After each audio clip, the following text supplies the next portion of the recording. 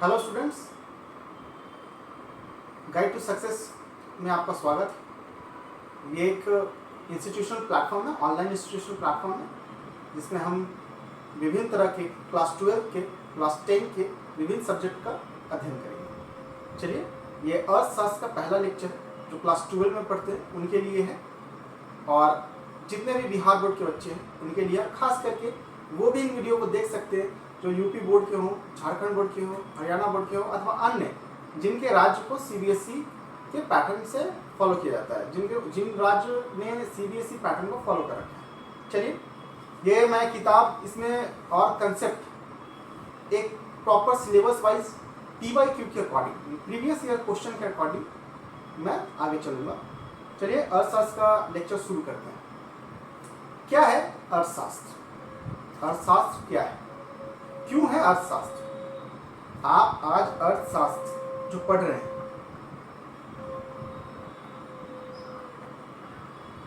क्या है अर्थशास्त्र, क्यों पढ़ रहे हैं आप अर्थशास्त्र? क्या फायदा होगा अर्थशास्त्र पढ़ने से? अर्थशास्त्र का परिभाषा बोलो, सिंपल सा परिभाषा है कि मनुष्य के किसी भी आर्थिक क्रिया के विशद अध्ययन को अर्थशास्त्र कहते हैं।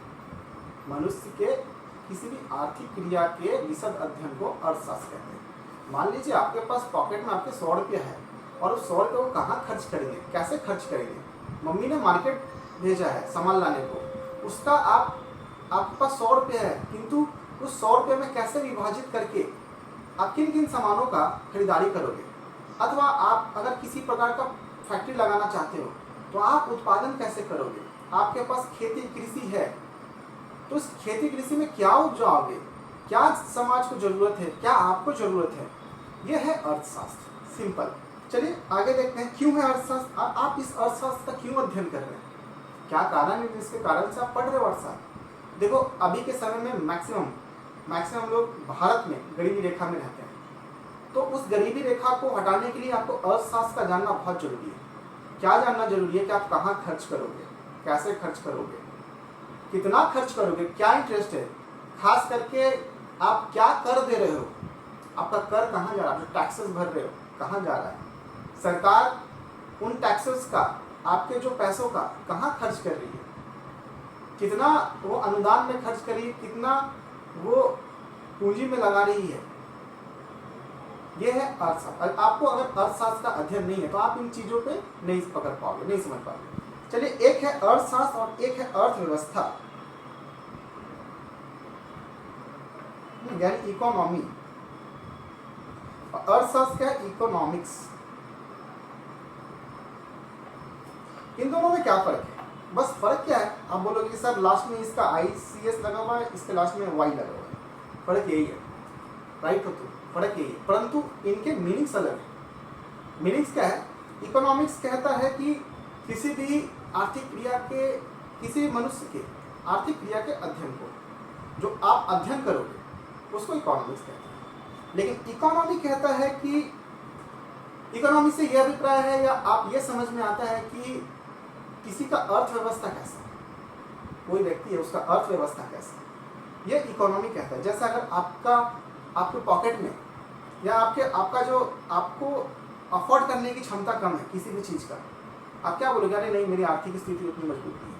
या फिर किसी के बारे में आप जानते हो, अरे उसके पापा उतने स्ट्रांग नहीं, उनकी आर्थिक स्थिति खराब है, वो आईपैड एप्पल का फ़ोन यूज़ नहीं कर सकता, वो नॉर्मल फ़ोन यूज़ कर सकता है। तो ये क्या है? इकोनॉमी है, यानी अर्थव्यवस्था। किसी भी व्यक्ति का आर्थिक व्यवस्था, किसी देश का आर्थिक स्थिति क्या है, वो है अर्थव्यवस्था। ये हम आपके एक पर्सन के बारे में देख रहे हैं, आप किसी एक दोस्त के अध्ययन कर रहे हैं, तो वो क्या हुआ? माइक्रो, सूक्ष्म अर्थव्यवस्था, अर्थशास्त्र। और जब आप देश के संदर्भ में देख रहे हो तो वो मैक्रो, व्यष्टि अर्थव्यवस्था, अर्थशास्त्र। तो यहाँ पे आपको दोनों को लेके चलना है, और खास करके यहाँ पे मैंने आगे का कंसेप्ट यहाँ यूज कर दिया, माइक्रो और मैक्रो, व्यष्टि समष्टि। तो खैर, हम आगे और अच्छे से अध्ययन करेंगे। एक इंट्रोडक्टिव वीडियो है, इंट्रोडक्टिव क्लास है कि इसमें हम क्या पढ़ेंगे और अर्थशास्त्र क्या है। तो आगे चलते हैं कि अर्थव्यवस्था, अर्थशास्त्र आपने देख लिया, और एक नाम आपको याद रखना होगा, इसको इंग्लिश में एडम स्मिथ कहते हैं, यानी हिंदी में भी एडम स्मिथ ही कहेंगे। किसी का नाम तो हिंदी बोलो या इंग्लिश बोलो सेम ही रहता है, परंतु हिंदी में और इंग्लिश में लिखा जाता है एडम स्मिथ। इनको अर्थशास्त्र का जनक कहा जाता है, फादर ऑफ इकोनॉमिक्स। क्योंकि ये आए और इन्होंने अध्ययन किया। हालांकि अर्थशास्त्र एक सामाजिक विज्ञान है, और सामाजिक विज्ञान इसलिए है क्योंकि आप इसमें समाज के बारे में अध्ययन करते हो। क्यों कोई व्यक्ति गरीब है, क्यों बेरोजगारी है, क्यों किसी देश का आर्थिक स्थिति, अर्थव्यवस्था क्यों इतना डामाडोल है, यानी इकोनॉमी क्यों किसी देश का डामाडोल है। तो इनका अध्ययन करने के लिए सामाजिक विज्ञान में डाला गया अर्थशास्त्र को, और इनके जो जनक हैं अर्थशास्त्र का जो फादर ऑफ इकोनॉमिक्स कहा जाता है। जैसे father of green revolution Norman Borlaug को कहा जाता है। इंडिया के संदर्भ में आप देखोगे तो फादर ऑफ हरित क्रांति किसको कहा जाता है, एम एस स्वामीनाथन को। उसी प्रकार फादर ऑफ इकोनॉमिक्स इनको कहा जाता है एडम स्मिथ को। चलिए आगे देखते हैं कि एक तरह से आप देखो अर्थव्यवस्था का शुरू कहाँ से होता है। अर्थव्यवस्था अगर माना जाए, अर्थव्यवस्था आज से शुरू नहीं, हालांकि मतलब जब से मानव जाति का उदय हुआ तब से अर्थव्यवस्था का शुरुआत हो चुका है, परंतु हम उस तरह से मैनेज नहीं कर पाते, पकड़ नहीं पाए। क्यों? क्योंकि तब नीड कम थी, जरूरतें कम थी, लोग कम थे, उनका विचार कम था, इन सब बारों में सोचा ही नहीं करते। वो बस उठते थे, खाते थे, सोते थे, काम किया, सो गए, एक जगह से दूसरे जगह मूव किए, है ना। पहले के लोग कैसे थे, आपने इतिहास में पढ़ा होगा कि पहले के लोग जो थे वो घुमक्कर अथवा इधर उधर से अपना व्यवस्था करने वाले लोग थे, घुमक्कर थे, है ना। उनको अगर फल की जरूरत होती, भूख लगती थी, कुछ तोड़ के खा लेते थे, किसी का शिकार करके खा लेते थे, और ठंड बढ़ी, एक जगह से दूसरी जगह जहाँ नॉर्मल वेदर हो वहाँ वो माइग्रेट कर जाते थे। तो उसी प्रकार धीरे धीरे लोग बढ़ते गए, लोगों को परिवार के बारे में मालूम चला, और परिवार जब बढ़ा तो एक जगह ठहरना शुरू किए। अब एक जगह ठहरते हैं तो कृषि के क्षेत्र पे, यानी आज से 200 साल पहले भी आप पूछोगे ना दादा लोग से कि आप क्या करते थे गांव ग्रामीण में, वो बोलेंगे कि हम खेती करते थे, ज़्यादा हुआ तो शहर में जाते थे ताकि वहाँ पे शिल्प उद्योग में, छोटे मोटे उद्योग में काम कर सके। शहर और गांव में क्या अंतर है? शहर और गांव में ये अंतर है कि शहर की आर्थिक जो स्थिति है वो शिल्प उद्योग पर डिपेंड करती है, गैर कृषि कार्य पे, और ग्रामीण यानी गांव का क्या विशेषता है कि वो कृषि क्षेत्र में डिपेंडेंट है। तो एक तरह से परिवार का गठन होता है, और एक उस वक्त से ही उस मनुष्य की आर्थिक क्रिया का क्या अध्ययन है, जब इंसान सेटल कर जाता है, जब इंसान की आबादी बढ़ जाती है, और कुछ क्षेत्र में गरीबी, कुछ क्षेत्र में अमीरी, कुछ जगह पे आप देखोगे कि सब बहुत खुशहाल रह रहे हैं, परंतु कुछ क्षेत्र में लोगों के पास सब संसाधन होने के बावजूद वो गरीबी के रेखा में जुड़े हुए हैं। यानी आप अफ्रीकन कंट्री को देख लीजिए, वहाँ पे वर्ल्ड के जितने भी रिसोर्स है, खनिज लवण है, वहाँ पाए जाते हैं, परंतु अभी भी वो गरीब। क्यों?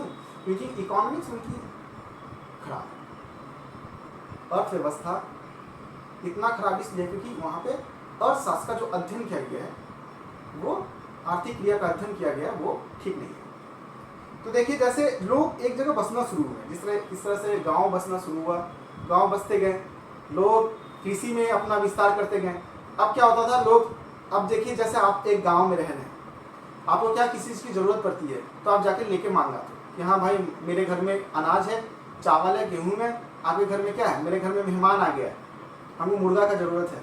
तो क्या करोगे, बगल वाले पड़ोसी के पास जाओगे, भैया हमें मुर्गा दे दा, या मुर्गा दे दीजिए, तो मुर्गा देंगे, बोलेंगे कि इसके बदले में क्या दोगे, पैसा तो है नहीं मेरे पास, तो ठीक है आपको हम 5 किलो अनाज दे देंगे मुर्गा के बदले, मेरे घर में अनाज बन जाएगा। तो क्या हो रहा है कि सामान के बदले सामान का एक्सचेंज हो रहा है, तो वो क्या वस्तु विनिमय प्रणाली चल रहा है। तो वस्तु विनिमय प्रणाली क्या कहते हैं, एक ऐसा वस्तु व्यवस्था जिसमें किसी वस्तु देकर दूसरा वस्तु ली जाती है।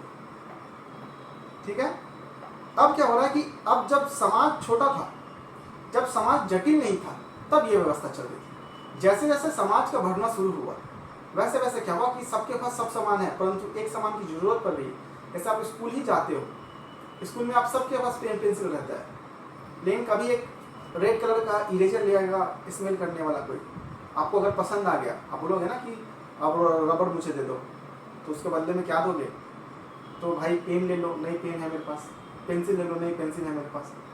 तो एक अगर ऐसा व्यवस्था रहता जो सबको स्वीकार होता, जैसे मुद्रा, अगर आपके पास पैसा रहता, उन्होंने अगर 10 रुपये में खरीद के लाया, आपका मित्र अगर 10 रुपये में वो रबर खरीद के लाया है और आपके पास 20 रुपये है, तो आप क्या बोलोगे? आपको पसंद है, काम करो तुम 10 रुपये के बदले 20 रुपये मेरे से ले लो और वो मुझे दे दो, तो मान जाए कहीं दे दे, तो क्या मुद्रा से आपका जो आर्थिक स्थिति है या आर्थिक क्रिया है वो आसान हो जाता है।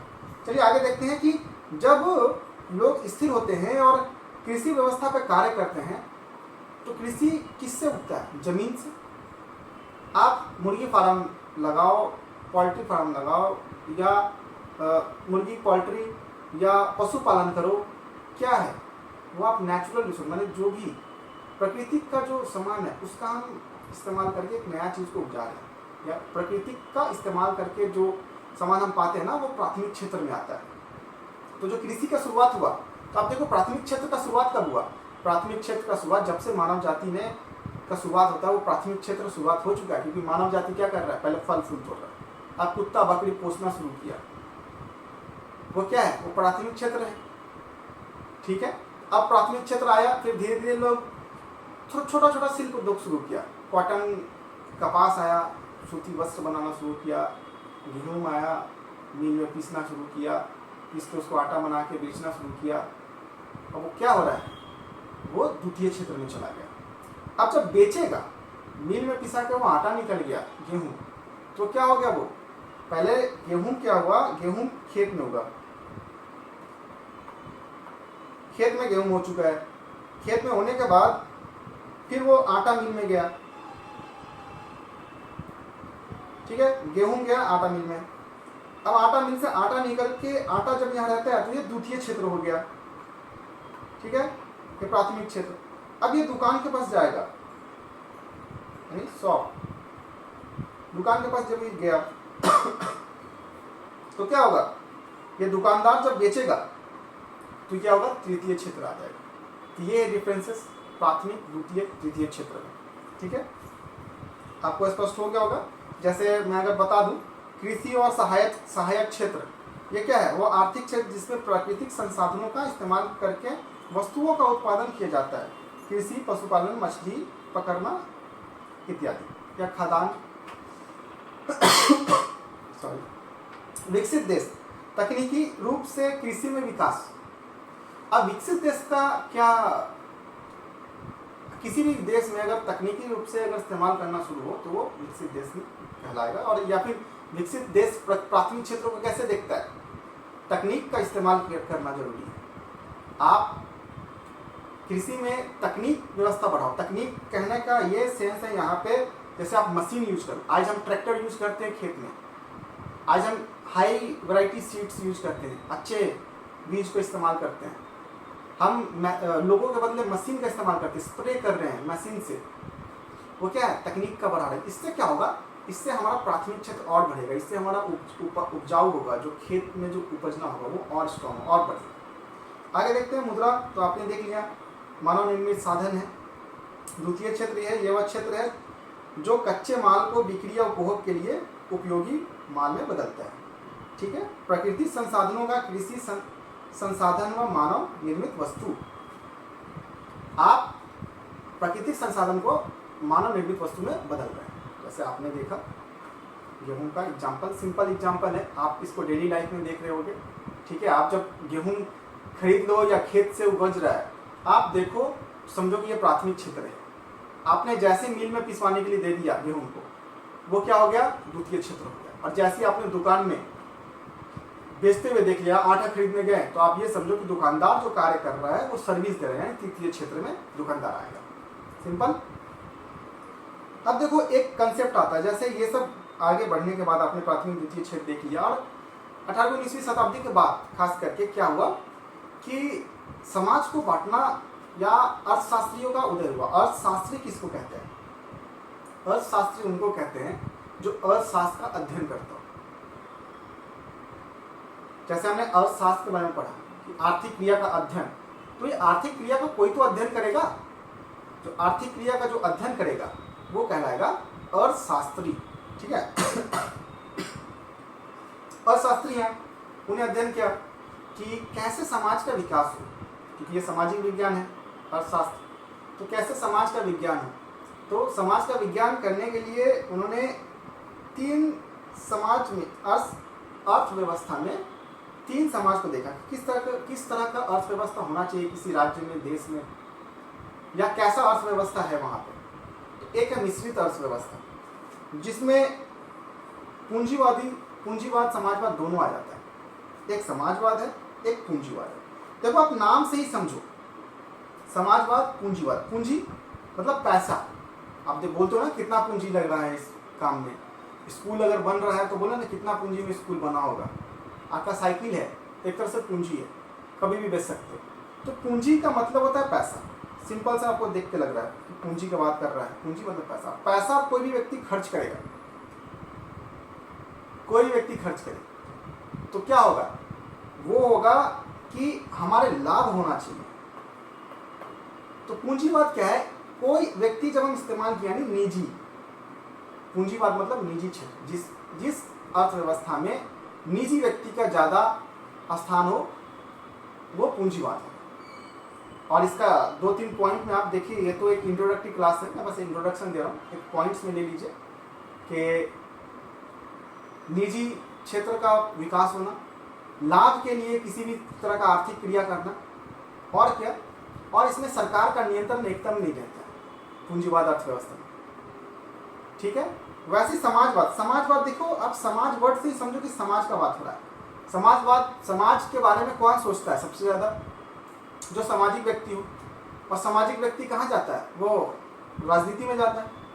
हाँ, मेंबर ऑफ पार्लियामेंट बनेगा, यानी MP सांसद बनेगा, विधान परिषद का मेंबर बनेगा, है ना, मुखिया बनेगा। तो मुखिया लोगों का खर्च करता है तो किसके लिए करता है, समाज कल्याण के लिए। अब आप ये मत बोलो कि सर कहाँ कोई खर्च करता है, विकास तो हो ही नहीं रहा है। खैर वो बात की बात है। आप अर्थशास्त्र को जान जाओगे तो आप खुद उनको बोलोगे कि वो आर्थिक क्रिया करना चाहिए, क्योंकि आप आर्थिक क्रिया का अध्ययन करोगे अर्थशास्त्र के जरिए। तो समाज क्या है, समाज का कल्याण करने वाला कोई तो होना चाहिए। तो सरकार जब कल्याण करती है तो जिस देश में, जिस क्षेत्र में, जिस राज्य में, जब देश में जब आर्थिक क्रिया सरकार के हाथों, यानी सरकार का नियंत्रण हो, उसको समाजवाद कहते हैं। अर्थव्यवस्था, उस अर्थव्यवस्था को समाजवाद अर्थव्यवस्था कहते हैं। वहां पे क्या है कि जन कल्याण पे ज्यादा फोकस रहता है, जन कल्याण पे ज्यादा फोकस रहता है, और सरकार का नियंत्रण रहता है। इसमें क्या है, सरकार का नियंत्रण कम रहता है, और समाजवाद में सरकार का नियंत्रण ज्यादा रहता है, जन कल्याण पे फोकस रहता है। कोई भी आर्थिक क्रिया होगी जन कल्याण पे फोकस होगी। परंतु पूंजीवाद में क्या है कि सरकार का नियंत्रण कम रहता है, कोई भी आर्थिक क्रिया होगी वो निजी क्षेत्र से होगी, और जो निजी क्षेत्र करेगा, आप भी अगर कोई व्यापार करना चाहोगे तो आप क्या करोगे, लाभ के लिए करोगे, तो लाभ पे ज्यादा फोकस रहता है। सिंपल सा अगर आप देखो कि अगर आप अभी हो घर में, आप स्कूल जाते हो, आप डेली देखते हो कि स्कूल से पहले, एग्जाम के पहले बच्चों लोगों को पेन खत्म हो जाता है। आपके मन में आया कि चलो क्यों ना हम स्टेशनरी का दुकान लगा देते हैं। आपका मन किया, निजी क्षेत्र, निजी मन, आपने दुकान लगा दिया, आपने देखा, अपना पूंजी लगाया। तो अब जब पूंजी लगाया तो ऑब्वियसली आप लाभ कमाने के लिए करोगे। लेकिन अगर सरकार की नजर पड़ती है, आप जाते हैं मुखिया के पास, बोलते हैं मुखिया जी स्कूल के बाहर एक तो पेन का, कलम का डेली लगा दीजिए, ताकि बच्चा लोग जब स्कूल जाए तो उन लोग का कल्याण हो, उन लोग को पेन घटे नहीं, पेन का जरूरत हो तो लेके काम कर ले। तो जब मुखिया जी खर्च करेंगे तो जन कल्याण के लिए करेंगे, कम पैसों में ज़्यादा लाभ देना शुरू करेंगे, यानी जन कल्याण का काम करेंगे। लेकिन अगर दोनों मिक्स हो जाए तो वो मिश्रित अर्थव्यवस्था कहलाता है। अगर जैसे कोई भी व्यक्ति, अगर अभी आप सोचोगे कि हम बम पटाखा का फैक्ट्री लगा दें, आप लगा पाओगे? नहीं लगा पाओगे, आपको सरकार की अनुमति लेनी पड़ेगी। या बड़ी सारी कोई भी जो डेंजरस हो, एटॉमिक रिसर्च का, जो एटम बम बनता है उसका रिसर्च सेंटर, या उसका आप अगर फैक्ट्री लगाना चाहोगे, उत्पादन केंद्र लगाना चाहोगे, क्या लगा पाओगे? नहीं। क्या है, वहाँ सरकार का नियंत्रण है। परंतु अगर आपको छोटा सा दुकान खोलना है, कोई भी बिजनेस, व्यापार शुरू करना है, तो उसके लिए आपको ज़्यादा अनुमति लेनी नहीं पड़ेगी, एक लाइसेंस लेना पड़ेगा छोटा सा।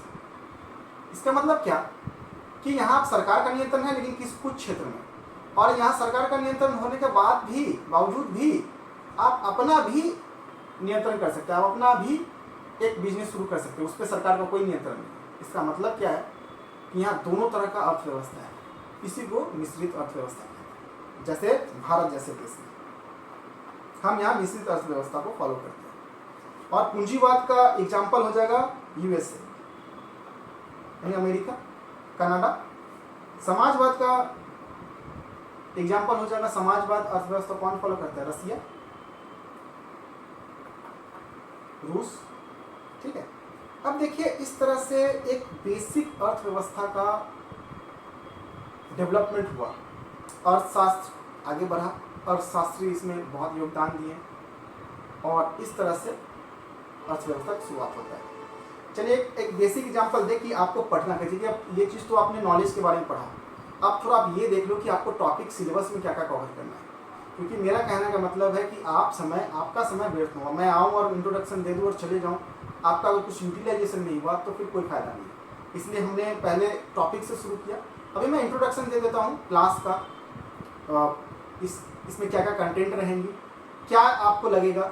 चलिए शुरू करते हैं कि देखिए किसी भी अर्थव्यवस्था में किसी अर्थशास्त्र का शुरुआत, अध्ययन का शुरुआत शुरू से होता है, लोअर लेवल से होता है। तो जैसे कोई व्यक्ति उठता है, उसने क्या देखा, उसको किस चीज़ की ज़रूरत पड़ती है, वो क्या करता है? वो डिमांड करता है, वो मांग करता है। और जब तक वो मांग नहीं करेगा, जब तक डिमांड नहीं करेगा, तब तक पूर्ति नहीं होगी। और अगर मांग हो गया तो पूर्ति के लिए उत्पादन करना पड़ेगा, पूर्ति के लिए उत्पादन करना पड़ेगा। उत्पादन करने के बाद पूर्ति होगी, पूर्ति से फिर मांग को पूरा किया जाएगा। परंतु पूर्ति करने का एक जगह होना चाहिए, वह है बाजार। बाजार में पूर्ति करेंगे तो हम क्या देखेंगे आगे, हम मांग के बारे में पढ़ेंगे। मांग क्या है, मांग की लोच क्या है, कि मांग कब घटती कब बढ़ती है, इससे क्या है, क्या फायदा होगा मांग पढ़ के। मांग आप पढ़ोगे, आप समझोगे, तो आप कभी भी किसी भी तरह का बिजनेस शुरू करना हो या कोई भी अर्थव्यवस्था में नया चेंजेस लाना हो, इसका आपको पूरा जानकारी हो जाएगा और उसी हिसाब से फिर आप बैलेंस करोगे। ठीक है, पूर्ति देखोगे कैसे सप्लाई होता है। आप अगर कोई बिजनेस कर रहे हो, आप मार्केट देखोगे कि क्या मार्केट में ज़रूरी है, क्या उत्पादन हो रहा है, उत्पादन को कैसे हमें इस्तेमाल करना है, क्या सप्लाई करना है, कितना लेवल तक सप्लाई करना है, वो पूर्ति आपको बताएगी। इससे क्या है, आपकी आर्थिक बुद्धि स्ट्रांग होगी और क्या आप एक अर्थव्यवस्था में अर्थशास्त्री के हिसाब से काम करोगे। आप अपना अर्थव्यवस्था को ठीक कर सकते हो। चलो बाजार के बारे में पढ़ेंगे। बाजार कैसा है, आप अगर माल सप्लाई कर रहे हो, वहाँ पे आपके जैसा और कोई सामान सप्लायर है कि नहीं।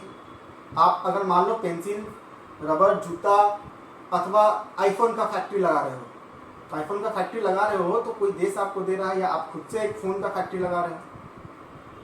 आप मार्केट में देख रहे हो कि आपका कंपटीटर है कि नहीं, किससे कंपटीशन है, आपका प्रतियोगिता है कि नहीं। ये बाजार वाले चैप्टर में हम लोग पढ़ेंगे। ठीक है, अब जब इतना कुछ पढ़ने के बाद जब देख रहे हो उत्पादन हो रहा है, पूर्ति हो रहा है, आप मुद्रा देखोगे, है ना, मनी, पैसा, पैसा के बारे में पढ़ना है। अब जब पैसा आ जाएगा तो बैंक के बारे में पढ़ोगे। पैसा आ गया तो पैसा कहाँ, क्या है पैसा, क्यों है पैसा, पैसे का इस्तेमाल कहाँ करते हैं, पैसा ना हो तो क्या होगा।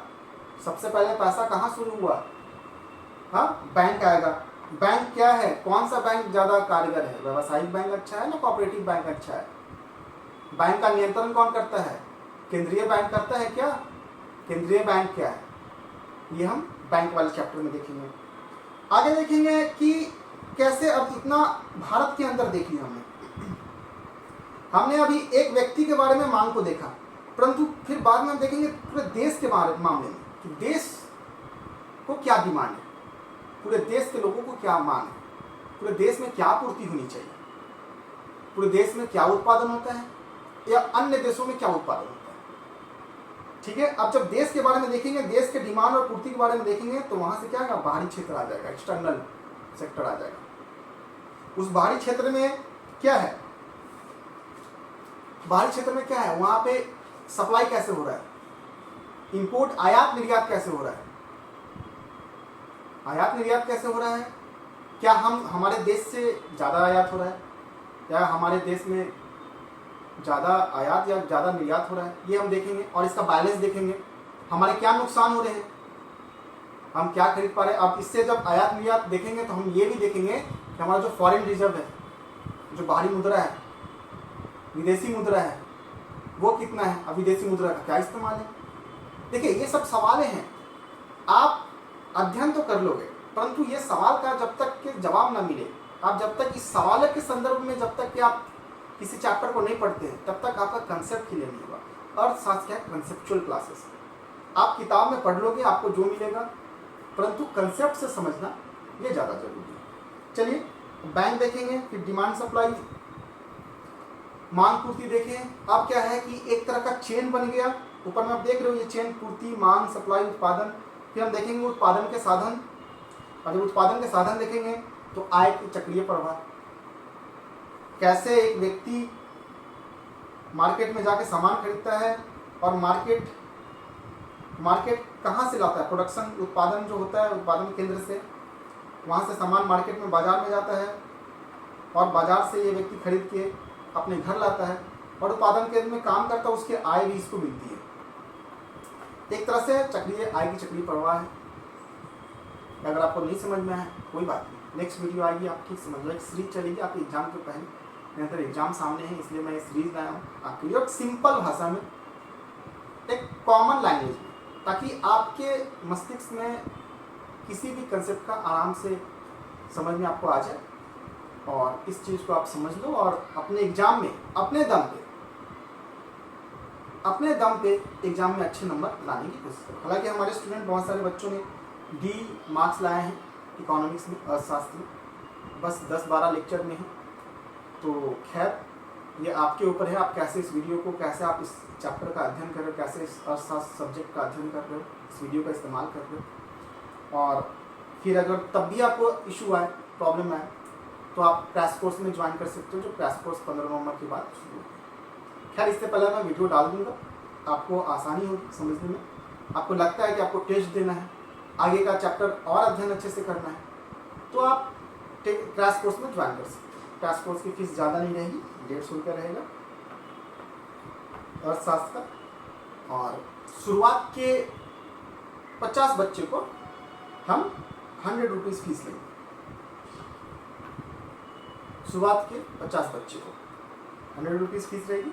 और अर्थशास्त्र का अध्ययन हम लोग 15 नवंबर के बाद से दिसंबर तक का करेंगे। इसमें हम प्रीवियस ईयर क्वेश्चंस करेंगे